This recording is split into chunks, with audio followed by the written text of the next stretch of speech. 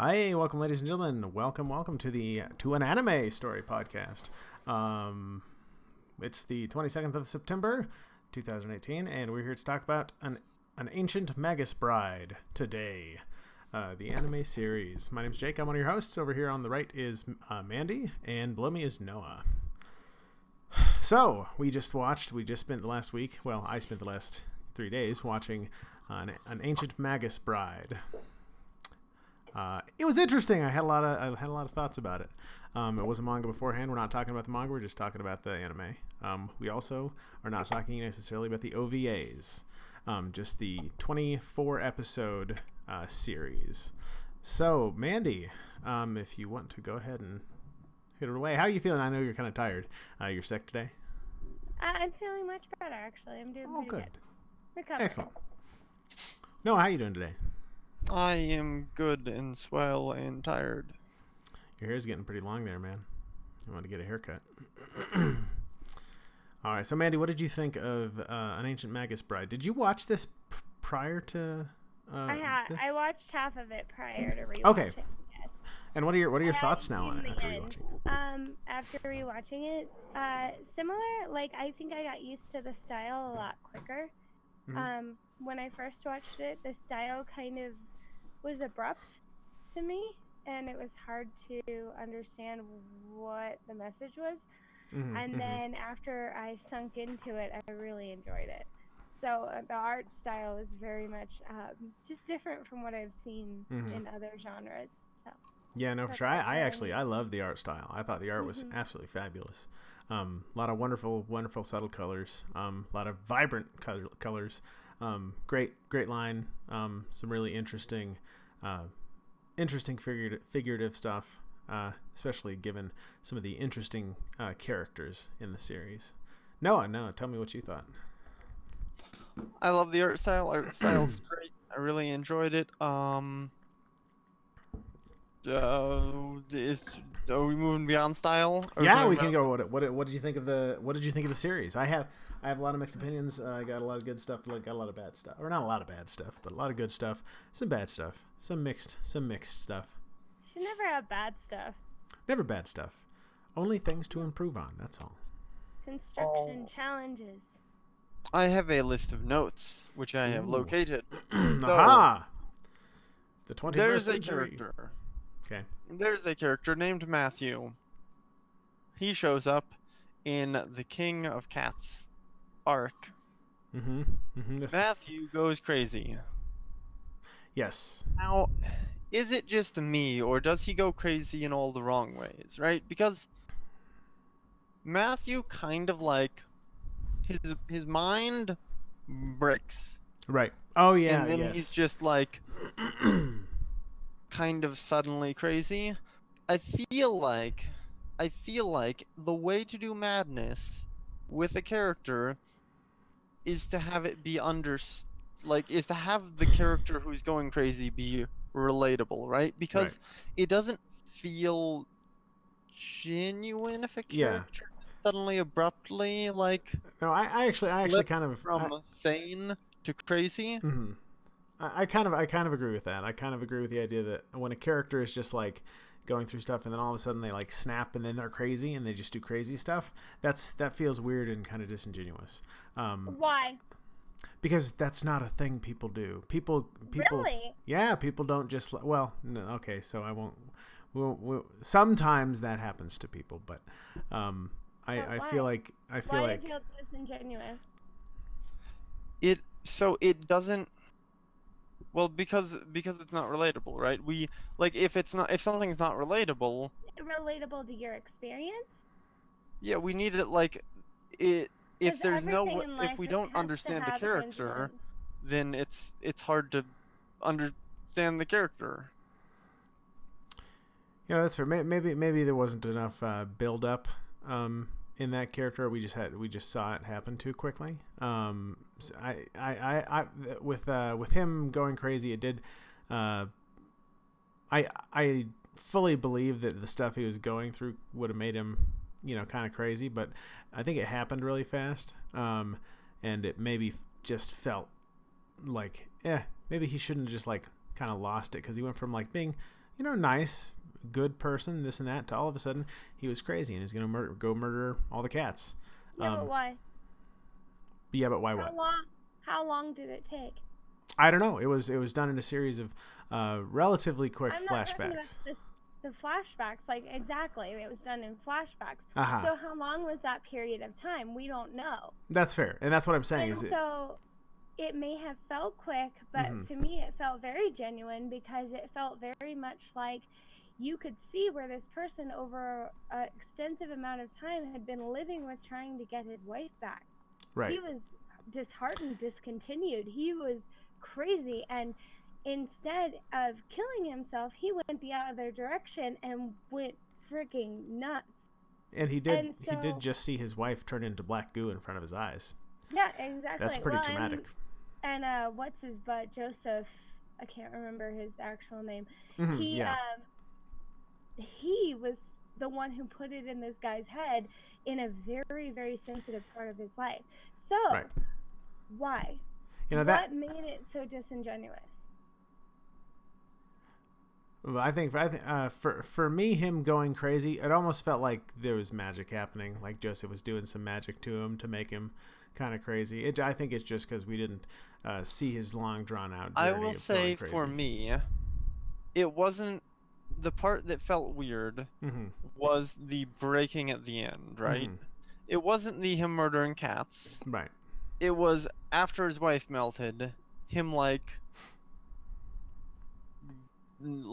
completely breaking there, where he was like, I'll fix it and bring her back, and like he couldn't process what was going on. That moment felt weird to me because I wasn't really able to relate with the character on any level. I can kind of I can understand a character being like, I'll murder cats to make a potion to fix my wife, but it was that like the point of being like him like shutting out him not being able to process or comprehend what was going on. That moment felt very abrupt to me, and I had a hard time understanding the character there. I understand that in the sense that I'm married, I have children, so if something like that happened, I don't know that I wouldn't necessarily break like that. And I think that Joseph took advantage of that. He was like, ooh, this is an opportunity for me. Right. And so I don't think there was necessarily magic, but that was definitely an opportunity. That final bit of breaking though, that was after that was at the end though. That was when Joseph was like, oh, it failed. Guess I'll leave. Right. Yeah. So no, the thing I think about it for me was that we went from seeing him super happy, super committed, like wanting to be a good person, and then immediately the next scene, he's like going crazy.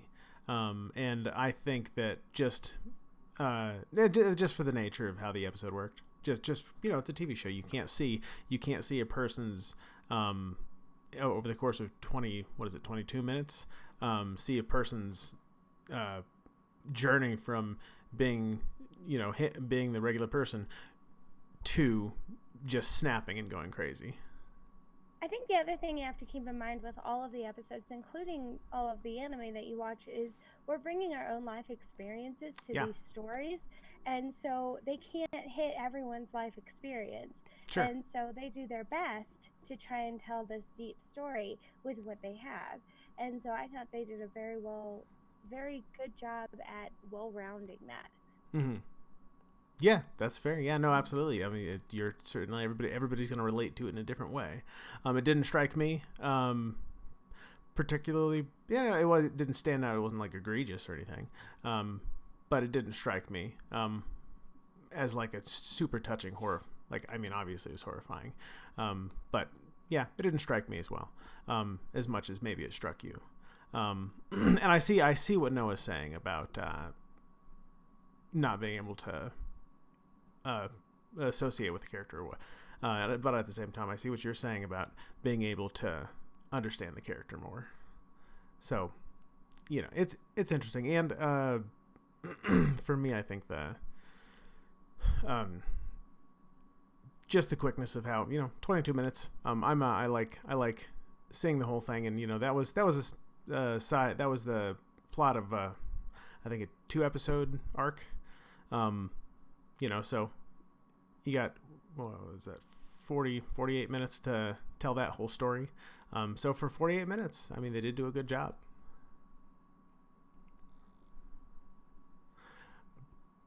But so yeah, no. Overall, overall with the series, I enjoyed it. I feel like, so this is, as we were saying, this was a manga before it was an anime, and that was one of the things I felt that it was. They didn't get in everything. I feel like there was kind of constantly throughout the course of watching it a sense that there was a lot of stuff that we weren't getting to touch on. Gesundheit. There's just a lot of stuff that maybe was having to get passed over, or they were just not having this scene or that scene. So it felt like a lot of stuff, just little things, bits of character development, this and that, was left out.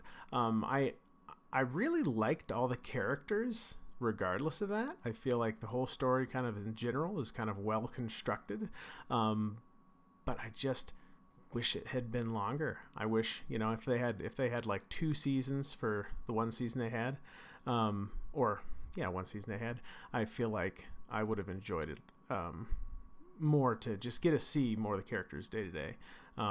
That, and I think having a stronger overarching antagonist, because it did at some points feel a little bit monster of the week, which there's nothing wrong with.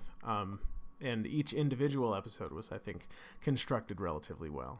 But the overarching... I was kind of happy that it didn't feel like Monster of the Week, in the sense that it didn't have a Rosaria vampire or a Naruto vibe to it. It That's didn't right. have where, oh, there's a new bad guy. Oh, here we go again. I felt like it was definitely, you encountered some new things, but it still had a story arc that it followed, and it still was very precise on what was happening and the overall mortality of each character and what that means to them in life, and how somebody can be immoral to be selfish and to try and find their own mortality in the whole story. I feel like that was really the overall super objective, was each person's different point of view and their morality in life.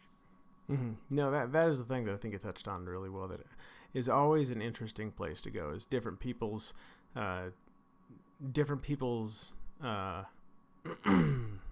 view of what is good and what is bad, and that obviously being the thing that drives what they want. Because everybody's the good guy to themselves, and so with the possible exception of Joseph, who seems that his motivation was just to die, which is a fascinating motivation. The character Joseph, the what I call him, was he a wizard, I guess, who is the kind of apprentice or guy with ashen eyes. Because he's just in pain, and kind of all he wants is to be dead, for the whole story, and that seems, that's what he was saying he wants at the end of the story. I have curiosity, because that's the other thing they said he was driven by, was his own curiosity. And so his curiosity is what made him do all of these bad experiments on the different creatures and different things. And the other thing about Joseph is he denies his name in all shapes and forms. Not just Joseph, but his other name, which I can't think of right now. He denies it. Does that mean he's actually Judah, who sat on the left-hand side of Jesus, and that's why every person who lost an arm, it was their left-hand arm, and Judah sat on the left-hand side during the Last Supper? I think that's really interesting. Is there some metaphor in there? I'm not religious in that sense, but I definitely was able to track that. Yes.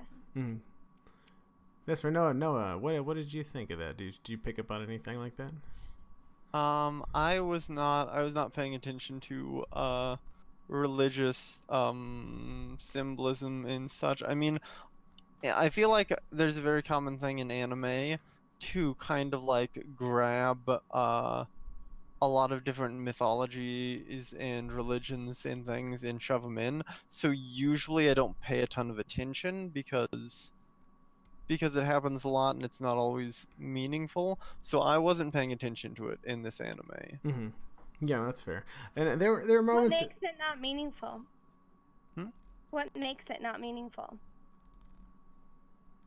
A lot of anime. In a lot of anime, it feels like there is a like foreign cultural stuff gets shoved in, right? A lot of and it's Yeah. not necessarily with a complete comprehension of the stuff that's getting shoved in. I mean, I don't have a reference, so I can't like look at a specific thing and be like, For what in purpose this do you think the anime, writers put it in there, though? Like, in for what in purpose in did Ancient they Magus shove it in? No, in general. in general, I don't know. I mean, it might be the same reason like in like tabletop RPGs, I like make a German character and use German words, and then I'm sure I sound ridiculous to anyone who's actually from Germany, Right. but No, yeah, that, and I I guess think I that's. don't understand that.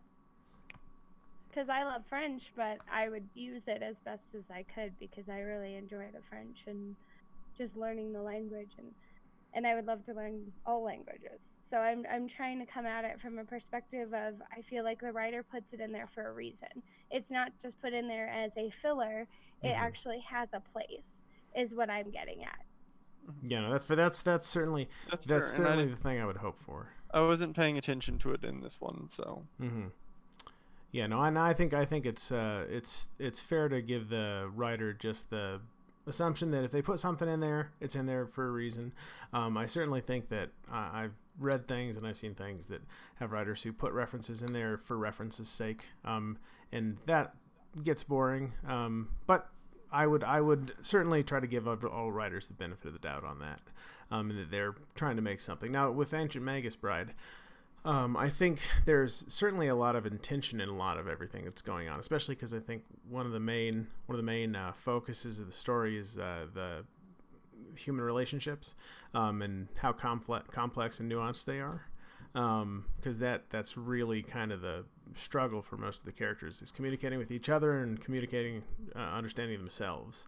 That's, I think, the big thing between. I mean, would you think that's the big thing with the main character? Oh gosh, what was her name? I can't remember just now off the top of my head. But her, I mean, obviously her thing is trying to kind of work through her own problems and try to work through. Actually, this reminds me of this is an interesting device that was used. So the mage, he is wanting the main character to teach him about emotions, and this is interesting because I think at several points, she's trying to teach him about emotions that she doesn't really understand in herself, and through trying to teach him about it, she's kind of figuring it out for herself. That is certainly an interesting thing that I think happened a couple of times in the story, because I don't know. I think that's a fascinating way to learn things. That is a very satisfying thing, I think, in storytelling when we can see a character who is learning because they have to teach, and then they realize like they have to figure out how to like put into words and explain something, and so they learn about it through that process, because that is something that is easily relatable, I would say, for a lot of people. Oh yeah. And it's Yeah, no, absolutely. But that, I think that probably the main thing, especially the conflict between the main character and God, I can't remember her name. I know her name. Chisei. Thank you. I was thinking like Maggie or something. Chisei, yes, Chisei and the mage Ainsworth, Elias or Ainsworth. Yes, both fabulous names for a wizard or a mage, but Chisei and Ainsworth obviously don't understand emotions. Chisei doesn't understand her. Chisei doesn't understand her emotions, and that's one of the things she's working through for the majority of the story. And Ainsworth doesn't understand emotions at all, and fascinating. Major conflict. Something that I did enjoy, and I mentioned this really early on, was it's not a series that relies in any way on action. It's all about the characters interacting with each other, and trying to figure things out. I think a lot of shows will fall back on, okay, here's a fight scene, and then they'll move on. I think there was absolutely not a single wasted moment on like a throwaway fight scene in the whole series, which was great. I enjoyed that because I think the dialogue and the character development and the characters interacting with each other, that's the more interesting part anyways. But on the note of the fighting, there was a little bit of fighting. Was there not? I'm trying to think of a good fight scene. Was there a good fight scene? The first fighting conflict kind of thing was the graveyard at the church. The graveyard with Ruth the dog and his sister. I'm trying. Joseph shows up and he's. Oh yeah. Well, I mean, I guess before that. Woman. There's some limited fighting before that during the Cat King arc. Oh yeah. No, there was. So yeah, no, and that's great because I think again, like something I think is that it's not about the fight. It's about the stuff behind the fight. And so yeah, the fighting was pretty minimal, and the important moments happen with Ruth, but before he has the name Ruth, so Ruth having to actually like attack his sister Ruth, and that was a good bad guy. I like how Isabella still had a soul after she died. It wasn't her soul. Right. It was an artificial soul, but it was a collaborative soul that got taken by the a fairy gnome thing? Yeah, the fairy gnome. Yeah.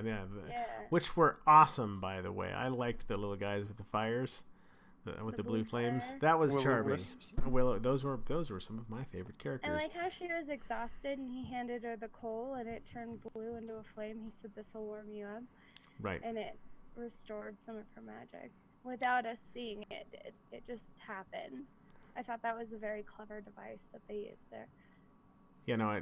Great. So a huge. This was actually something I think at one point I was thinking it's like every episode was here's a new character. There was a huge cast of all kinds of different characters, all kinds of different people. One of my favorites was I'm gonna call it a minor character, was the succubus that was attached to the old man. That was great. That was wonderful. That was such a tragic, wonderful thing. This succubus who lives off of feeding off of people, and this guy, and that made me really happy. That the only way, if the succubus is actually in love with him, the succubus has to eat him or drink his blood or whatever, and he kind of knows she exists, but yeah, it was just very tragic.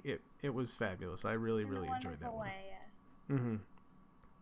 But yeah, just another random and that was small side character. So many. I mean, I couldn't even name all the characters in the story. This is one of the reasons I feel like they just didn't have enough time to cover enough ground, just because there were so many characters, and I feel like so many of the characters were very distinct, and they felt like they had a good way of tying them back into later episodes. So Oberon and Titania, they had a good solid episode about them, but then they tie her in later and him in later, and how he's kind of not out of control, but not in control. He's definitely a trickster in a way.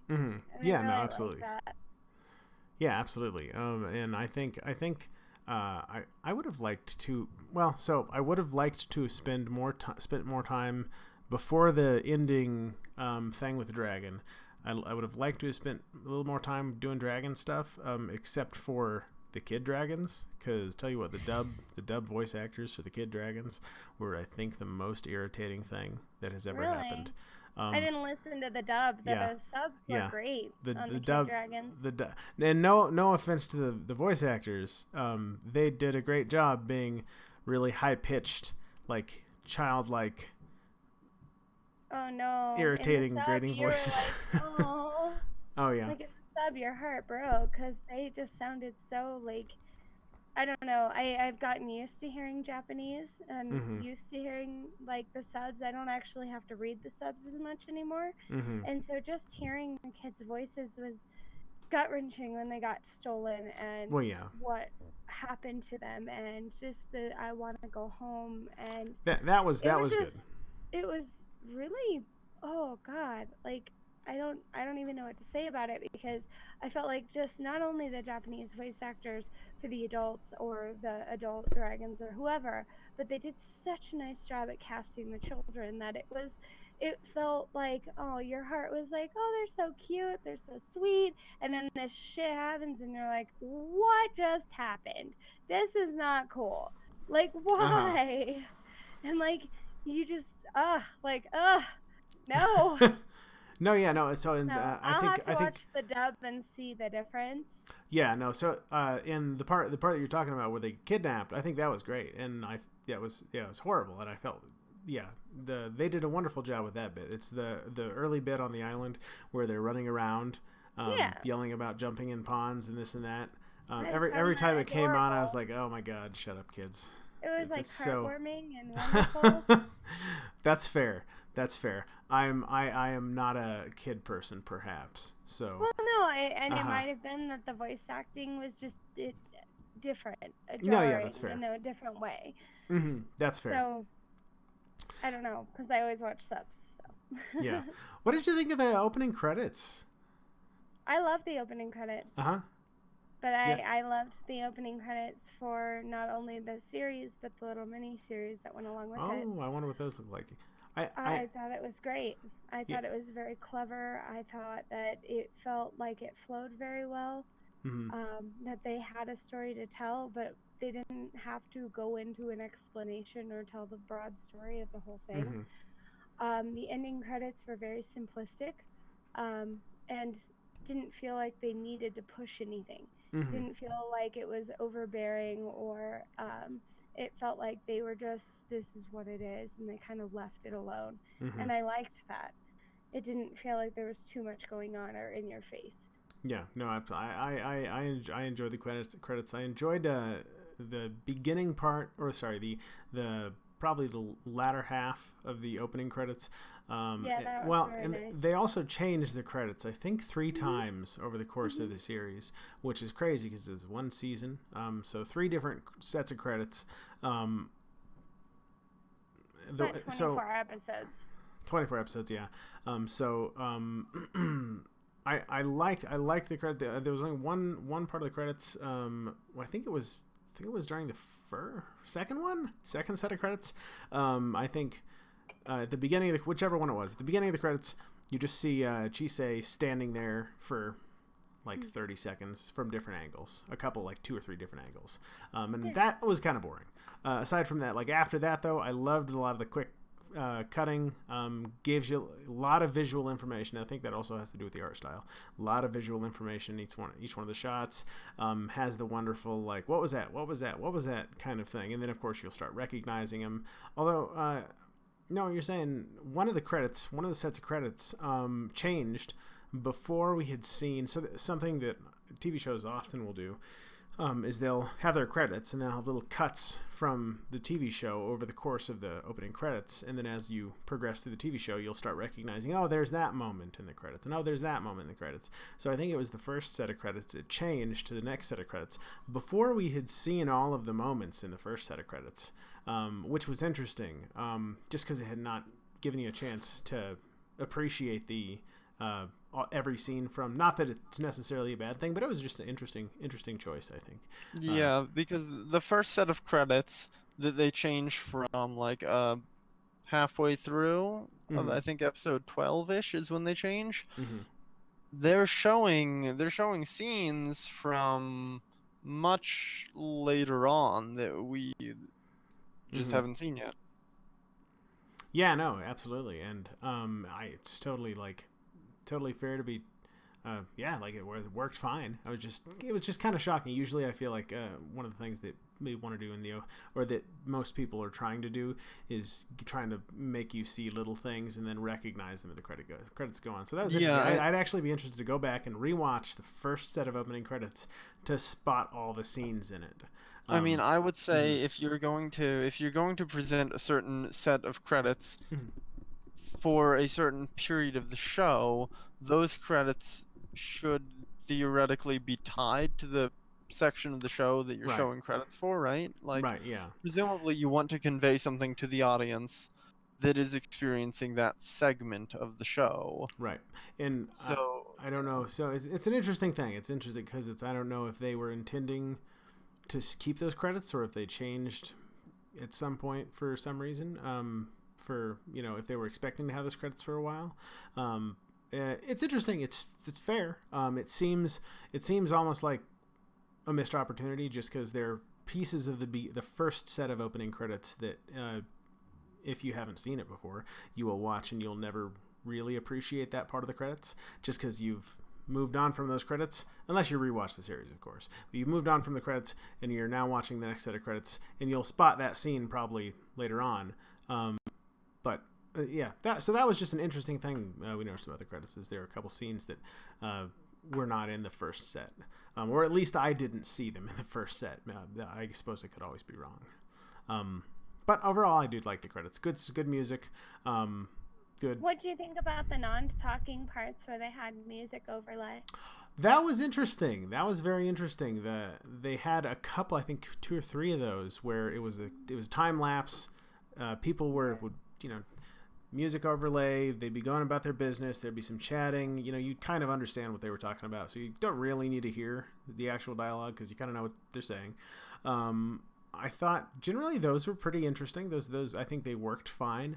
I thought it was a clever device in the sense that they didn't need to use it necessarily. Right, yeah. And they could have very easily gotten voiceover actors to say a little chit chat here and there, and they didn't. They just had the music overlay, which I thought the way they went about cutting it together and everything was very fluid, silky, was very nice. I really appreciated it. I thought it was an interesting device to use. No, absolutely. That was a interesting way to carry the narrative. Just because, again, those conversations you can infer what's being said, or how people are saying it. It was a great way to kind of in a kind of fun way move a lot of time past. Get through a bunch of stuff, give people a little bit of information because that's I think I'd call that all exposition. Because you're just telling you're telling the audience. It's just visual exposition. You're telling the audience by showing them, okay, this person did that, and this person did that, and this person did that, and now here we are. So we don't have to have those scenes, but you can see that they happened, and you can kind of understand it. So that was great. Do you wonder if those scenes were actually scenes or not? I always wonder if they decided later that was an exposition, or if that was an afterthought, oh well, we could have this scene, and they were like, no, we want to get to the point, but we still want to have that. So I always wonder how they compile that and how that's put together. Right, yeah, I find that really interesting because they certainly decided, okay, well, these 2 characters need to talk, and this person needs to go here, and we need to show the audience that had happened. But do we want to have the scene for that? So I don't know that, and that'd be an interesting thing if they had written it and not. Or if they had just planned it from the beginning like that, or maybe if they were scenes that happened in the manga that just they wanted to, for the sake of screen time, get through.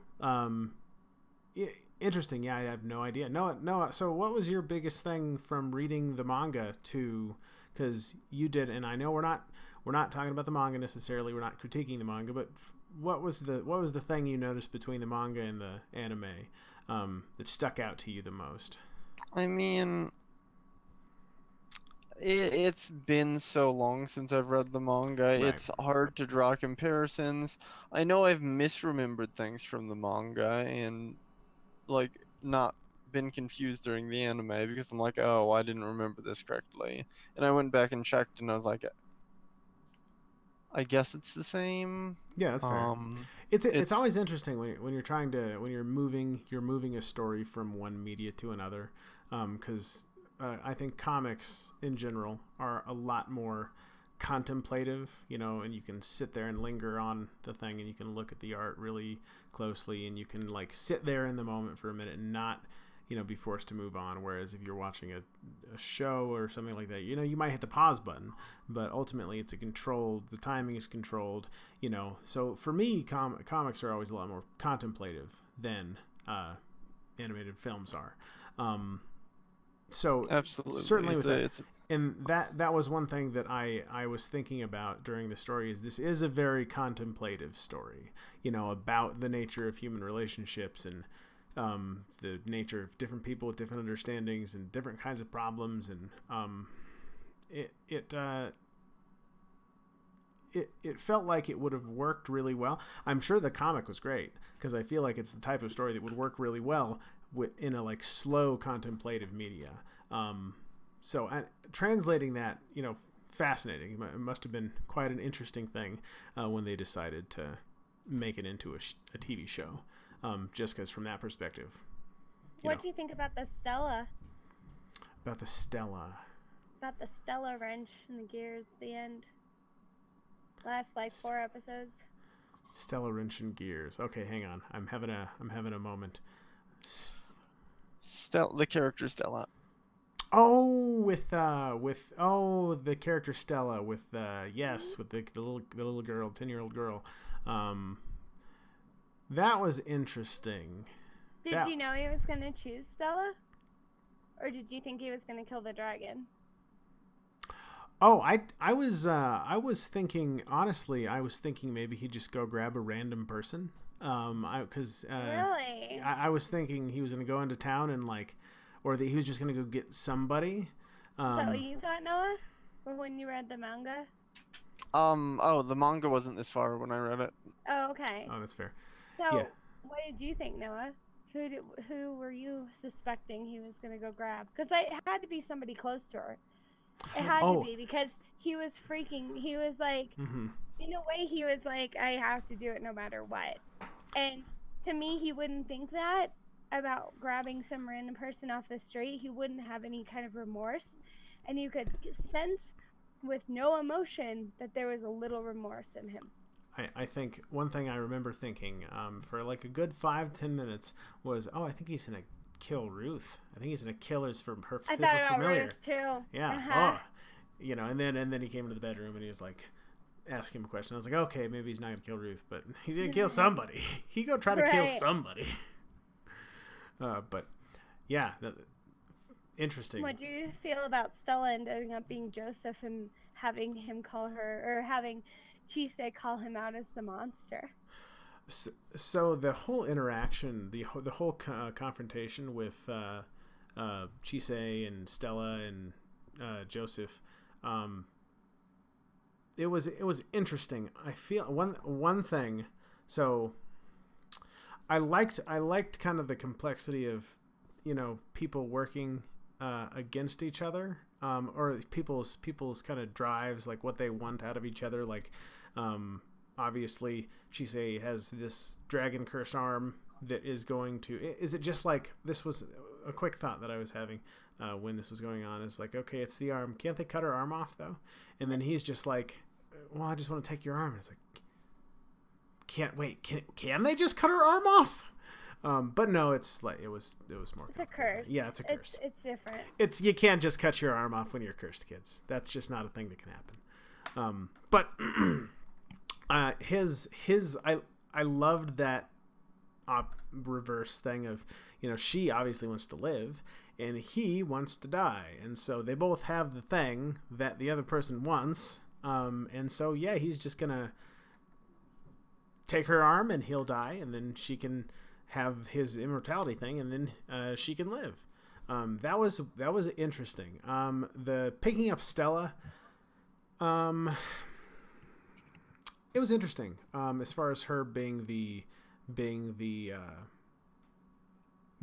that led her into that. It was a complete betrayal of her trust.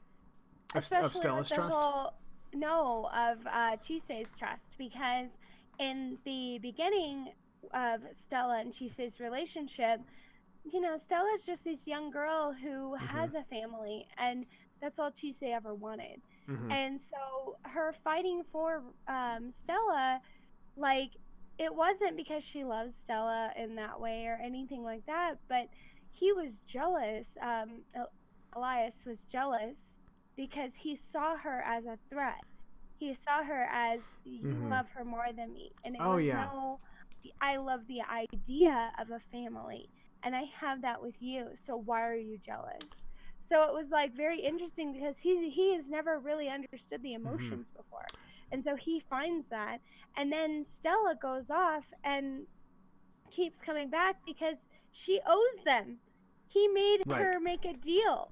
Mm-hmm. He used Chisei's body. Elias used Chisei's body to make her have this deal with Stella. For And baked so, goods. yes.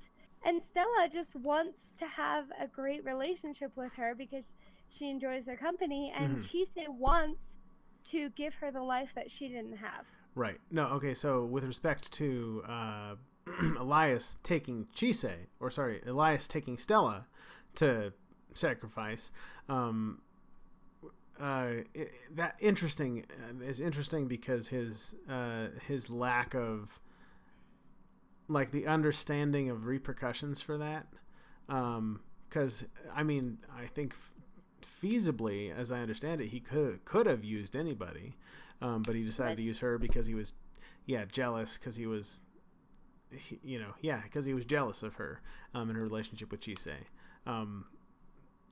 Interesting because that, I mean, not first of all is jealousy, but also the complete lack of understanding of like the implications of that. Like you don't do the like, oh yeah, I killed your friend so that you could live.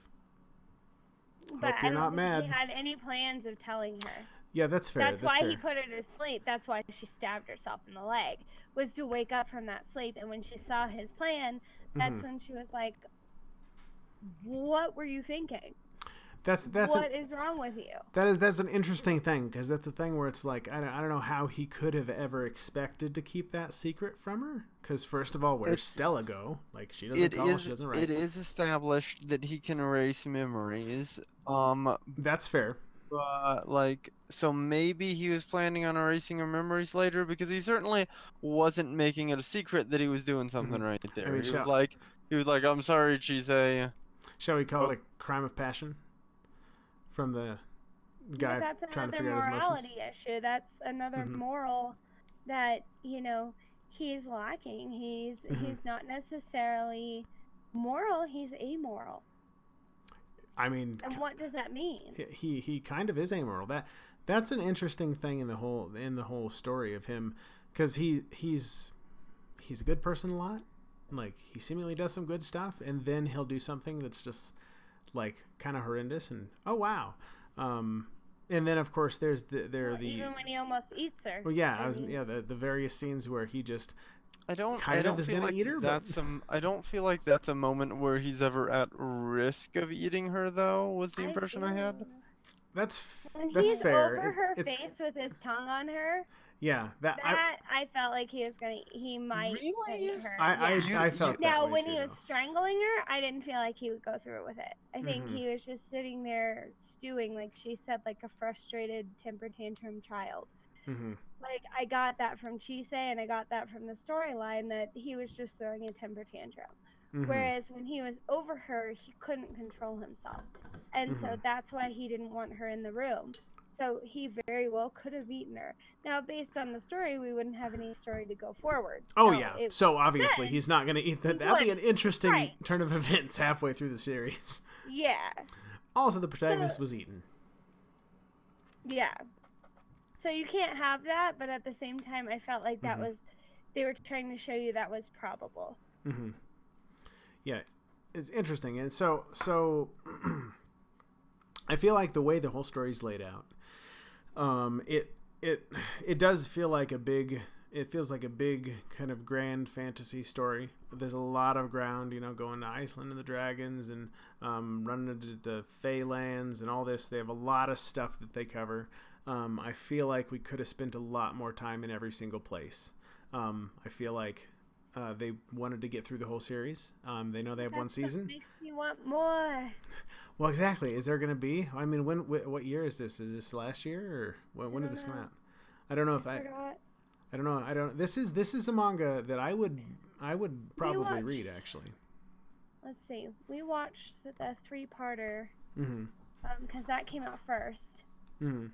Let me look up. I don't know if they're gonna do more.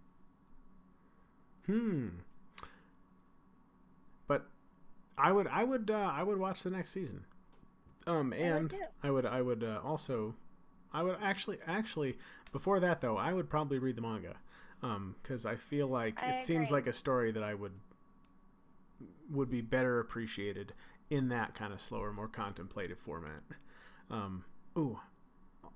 Okay. I was gonna mention, because it just popped into my head, the My Hero Academia movie is this week, and I'm really excited about it. I think it's on Tuesday, or something like that. Over here. Anyways, that's something we'll talk about later. But I'm really excited about it. But yes, I would definitely read the manga. The 3 that were released August 13th of 2016, and then the rest of the series aired in October of 2017 to March of 2018. So it's fairly new, so it's very probable that we'll get to see more of it. The other thing I noticed was in some of the flashbacks or flash forwards, she looks like she is a badass. She's like wearing this amazing cloak, and you get the sense that she becomes something more. Right. Like more than herself, more than anything. And so in that, I feel like we have further we could go with this. And they dropped those little hints. That was something I think that we didn't get a ton of during the series, was just her development as a mage. She had some development. She made some potions and stuff, but like I didn't get to see her do like any like crazy mage stuff that I recall. She was also like very weak. Right. Yeah, she is frail. If she did too much, then she'd be asleep for days. Right. Cough blood and right. Not, that I don't know if I'd get into the mage profession for that reason. It seems like you do something and you're not in very good shape afterwards. Yeah, well, I mean, she had a family who disowned her. Right. She had to come to terms with the fact that she had a loving family. And I think that was another thing that was really hard, was that family dynamic of her family really did love her. Why did her dad and her brother leave? What happened? That's interesting. I don't know. This is the thing that I wonder about. Did her dad and her brother leave? Did they just leave? They did. They say that they left. Oh, they just left. It says that they disappeared. It said that Mom woke up the next day and she has this image, like a flash image of him and the brother being like leaving, gone. And so the dynamic there about the mom having to suffer through that, and then she takes her own life. And then she gets sent to be with this aunt who doesn't want her. Right. And like the abuse throughout that, it's like, so she has to come to terms with the fact that, this abuse that happened to her is not necessarily bad. And yes, it is abuse, but at the same time, you can forgive yourself for putting yourself in that position as well. Because I think that's the other moral of the story with her, is that she's constantly trying to do things for others. She thinks she's selfish. She thinks that she has to make everybody feel better. Right. Otherwise, she can't redeem herself. When really, why was she redeeming herself in the first place? Right. No, yeah, that was, she had a very, very definite struggle with, those feelings. Speaking of this, the abuse you were just talking about. So this is an interesting thing that I was thinking for pretty much the whole series, is in is this relationship that she has with Alcor, Ainsworth.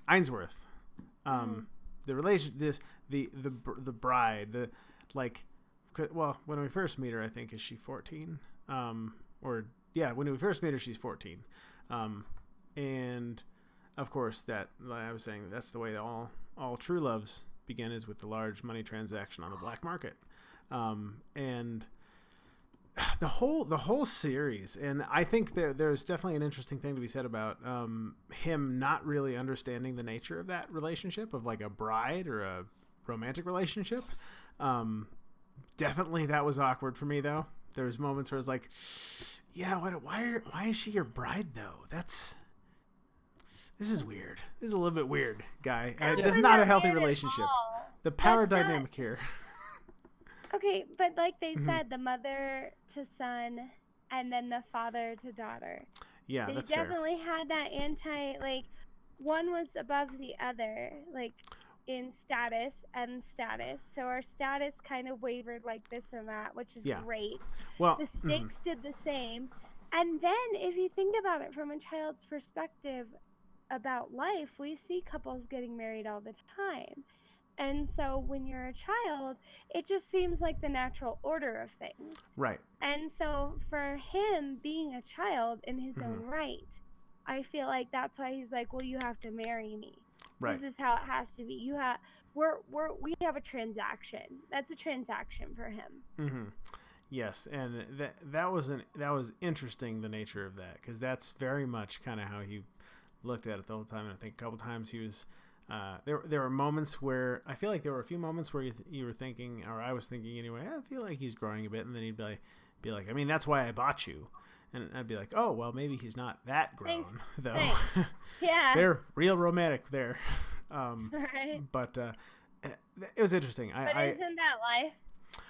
Don't we always say stupid things like that? Yeah, well, and so I feel like they could have, now they would have lost, obviously, the title of the show, Ancient Magus Bride. But it could have been, she could have just been the apprentice. He could be just buying an apprentice. No, but that's not what he wanted.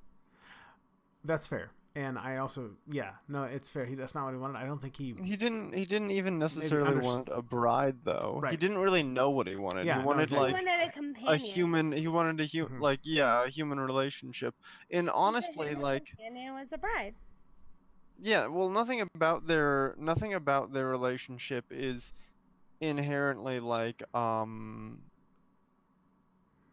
don't necessarily have a romantic relationship. Like, if there had been a point in the story where Chisei had been like, no, a romantic relationship and a bride something else, it would have been the same story. She was just happy to be home. She was happy to have a place to call home. Yeah, it was. And we see that when he makes her come back, and the sweet little moments where they're talking to each other and she nuzzles him or falls asleep on him, I feel like those are very romantic in their own right. You just have to see them as more than what they are. No, that's fair. It's I thought it was an interesting angle. I think certainly he did not make a responsible purchasing decision, and she certainly is not in a healthy place for a relationship. What? No. So what I'm saying is that obviously that he did not know exactly what he was wanting. I think he did not necessarily want a bride. He wanted a human relationship, or he wanted a human companion to understand himself and people more. But he had Soki.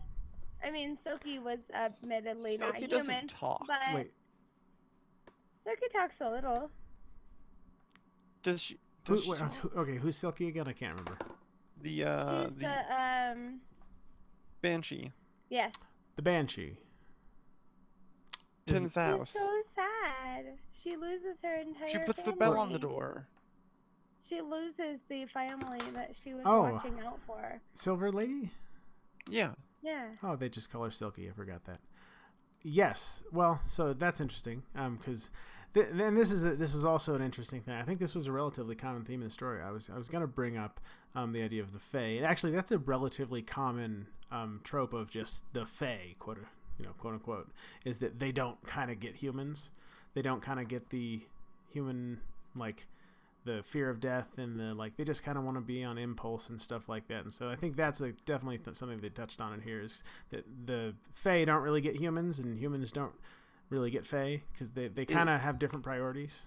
it is also established that Ainsworth's relationship with Silky is he's like, she's here She's and the I landlady. respect her, and it doesn't feel like Ainsworth has an actual, it doesn't feel like he communicates with Silky really, and we Yeah. almost never see Silky talk. Silky's not a character I who don't get does a that lot of from Matt. talking. And that's so funny because I see it from a different point of view. Especially when Silky's worried about him and she's waiting for months and months and seasons for them to come back, and how she's worried that they're never going to come back again. And from Ainsworth or Elias' point of view, I feel like he actually does care about Silky, but Silky is also the caretaker. She's the one who manages the house, and so he has a certain expectation that she will just be there. Whereas I I feel like mean, Silky actually does care about the family as a whole. like it's not about, I don't think it's about caring though, right? I don't think it's about that. I think it's What do you about mean? the, like, he doesn't, Silky almost never talks. He doesn't really communicate with Silky. He doesn't He get that, doesn't like, communicate with a lot of people. I think that's yeah, the but whole he point. communicates with Shisei. Right. Like, Yeah, No, but yeah. that why? is How? I, talking, explaining things, like working things out. That's the point, is that Does he he ever tell her gets, the truth? Does he ever open up, really? He well, explains some things that are very few and far between, but he never truly opens up about anything about himself. It's like, oh, what are you going to do today? Or what did you do? Oh, I just walked. That's all we get. And so I feel like his communication comes from the other characters and the other stories that other characters bring to it, not from Elias himself. No, no, that's absolutely fair, and I think that I totally get I totally get what Noah's saying about, like, I'm sure it would be a lot harder to have a deep, meaningful conversation with Silky than it would with Chisei. I don't know. I think just the nature of the relationship is different, and I think that was kind of the intent with him purchasing Chisei. Um, but yeah, no, the certainly Chisei or Silky cares about everybody, and I think that episode where we're establishing that was also really great, and that we're establishing, yeah, the way she feels about it. Not maybe the most talkative person, but definitely deeply cares about everybody, and I would think that generally Elias would feel pretty much the same way. Well, in his own kind of slightly colder way. Right. Feel the same way, but I do totally get what you're saying, Noah, about just that nature of the, I don't know, closeness. It's a type of relationship that, and we do see later on, like, Chisei, like, looking at the behavior of Elias and saying things like, oh, he's angry, and someone else says, you can tell he's yeah, angry. no, Like, I can't absolutely. tell he's angry. So we do, like, Chisei is able to understand Elias later on. Right, It yeah. does develop into a relationship with some, like, mutual understanding of each other. It's I not, think maybe also Chisei is the only person that Elias is really trying to understand, because yeah. he might have a great cordial relationship with Silky and with the priest guy and with everybody, but I think that Chisei is the only one that he's, or that I see, that he's really trying to gather an understanding for. I For like that he obvious goes reasons. to Ruth.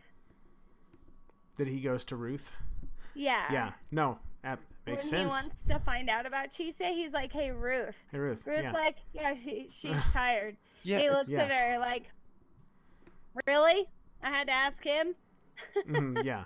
Dang. Having a familiar. yeah, They like, always got me. that's an interesting thing, because I feel like Ruth is straightforward enough in his motivation that Elias is able to be like, I understand Ruth. Ruth likes Yeah. Chisei. I can just Ruth ask him Ruth likes Chisei. I like Chisei. We're basically the same guy. now.